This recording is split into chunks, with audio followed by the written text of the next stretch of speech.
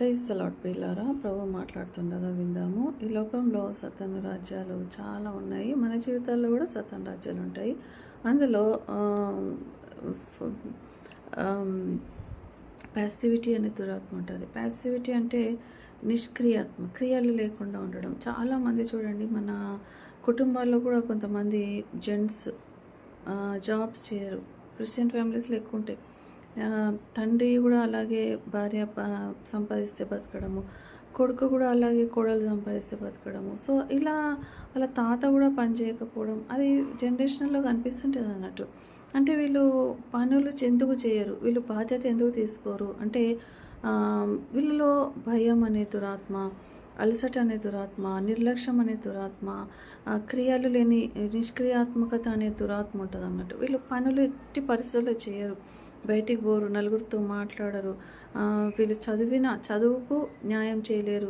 Engineering చదువులు, doctor చదువులు చదివినా కూడా వీళ్ళు బయటికి పోయి పని చేయలేరు. ఎందుకంటే వీళ్ళలో ఒకలాంటి నీరసం ఉంటుంది అన్నట్టు. సో అవన్నీ కూడా 4-5 దురాత్మలు వీళ్ళలో ఉంటాయి కాబట్టి వీళ్ళు పని చేయరు. పని చేసినా కూడా వీళ్ళకి చేత కాదు. సో ఆ బాడీ కూడా సహకరించదు అన్నట్టు. ఎప్పుడైతే వీళ్ళు ఈ దురాత్మ నుంచి విడుదల పొందుతారో అప్పుడు వాళ్ళు నార్మల్గా మనలాగా ఉద్యోగం చేసుకొని కుటుంబ భారాన్ని మోసే బాధ్యతను తీసుకునే వారుగా వాళ్ళు మారుతారు. సో దేవుడు తన బిడ్డల విషయంలో తన చిత్తం చేయకుండా కూడా సతాను వీళ్ళని ఒకసారి అట్లా పట్టుకుంటారు అన్నట్టు. సో అలాంటి బంధింపబడినప్పుడు వీళ్ళు దేవునికి ఉపయోగకరంగా ఉండరు, కుటుంబానికి భారంగా ఉంటారు. మీదికెళ్ళి వీళ్ళు తాగుబోతులు అయితే సిగరెట్లు తాగుతూ వ్యభిచారులై ఇంకా ఇంటి వారిని బాధ పెడుతూ భార్య పని చేస్తే వాళ్ళ కష్టాన్ని గుంజుకుంటూ ఉంటారు అన్నట్టు.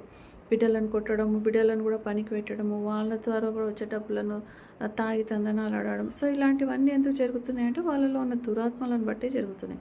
ఇలాంటి వాళ్ళకు కంప్లీట్ డెలివరెన్స్ అయితేనే వాళ్ళు మళ్ళీ ఒక నార్మల్ లైఫ్కి వస్తారు, లేదంటే వాళ్ళు అలాగే చనిపోతారు కూడా. ఎందుకంటే ఇది జనరేషనల్. అంటే వాళ్ళ తాత పని చేయకుండా ఉంటాడు, వాళ్ళ డాడీ చేయకుండా ఉంటాడు, ఈయన చేయడు, ఇలా కొడుకు కూడా ఇలాగే ఉంటాడు అన్నట్టు. అంటే వీళ్ళు చేయాలనుకున్నా వాళ్ళలో ఉన్న దురాత్మలు వాళ్ళను చేయనీయవు. కాబట్టి మనలో ఏ దురాత్మ పనిచేస్తుంది, దాని నుంచి ఎలా విడుదల పొందాలి అనేది నేను చాలా మటుకు డెలివరెన్స్ ప్రేయర్స్ చేస్తున్నాను.